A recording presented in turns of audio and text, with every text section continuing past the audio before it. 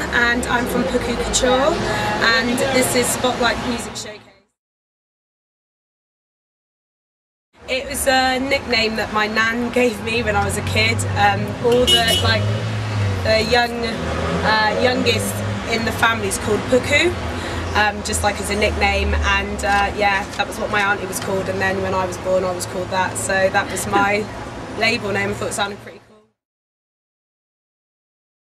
I mainly focus on at the moment doing leggings, panelled leggings, and unitards with lots of panels in, like stretchwear basically, lycra. It's kind of stuff that you would wear if you're at a festival, going out partying, that kind of clothing. But I also do costume as well, clothing for performances, and commissions and customization.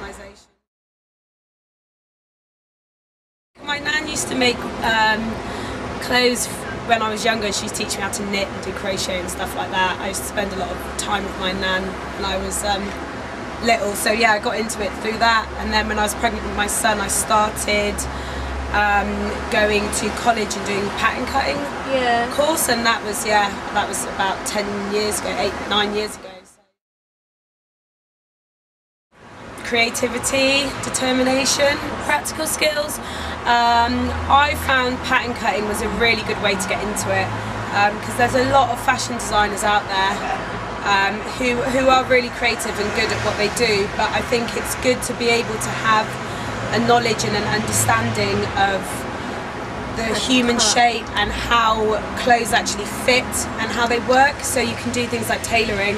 You can stretch along a bigger spectrum, I think, of actual making clothes if you understand the basics. So, and it gives you a bit more variety as well, because now if I didn't work out doing being a fashion designer and having my own label, I could get paid work as a pattern cutter, which is really well paid.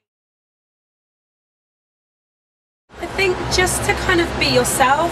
I mean, I know I have had a few kind of musicians come up to me and be like, oh my god, that's amazing, can you style me, can you make me look amazing like you? And it's kind of like, well, I can't just make you look like me, because that's pretty, if everyone looked the same, that'd be really boring. So I think it's just kind of, obviously there's certain things that I know that will work better with the shape you've got and your own look, but initially I think you have to have your own look.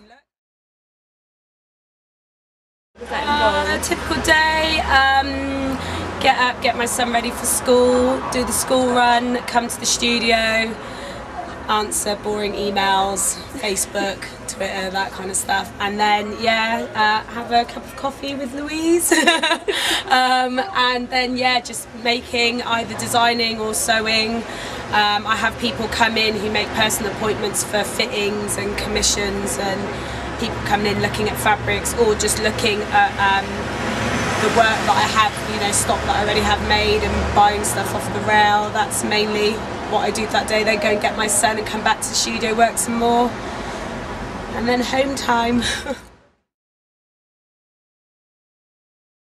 I would say, I think some of the best things that I've done is to surround myself by like-minded people.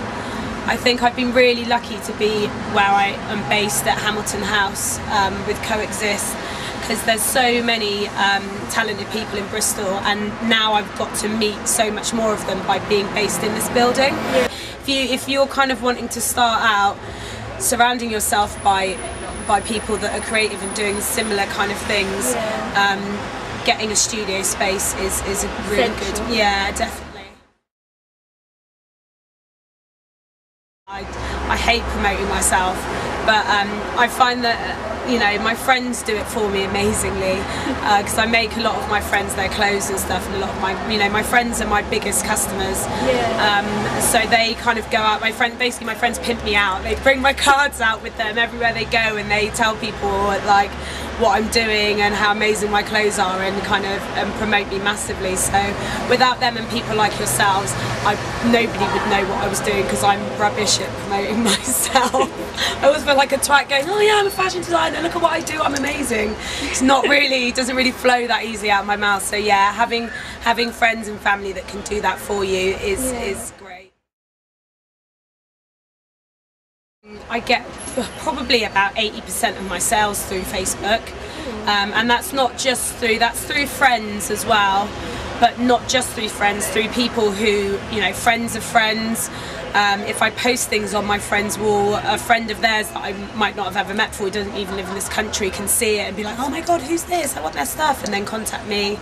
And just complete random. Sometimes, you know, go to certain events and give people my card, and then they look for you on Facebook or on Twitter, and then they contact you. Yeah. So yeah, I think things like Facebook and Twitter are essential now. You definitely, you know, you need to definitely make sure that you're up to date on that. Rock Style fashion show is in Bristol. It was really busy at the time of doing it, so I didn't get to spend as much time on my collection for it as I wanted to, and it was all really rushed and it was really stressful. But then actually on the day when it all came together and seeing all the other designers that were involved in it, and as well working with the girls in the boudoir doing the festivals this year have been amazing. Really good.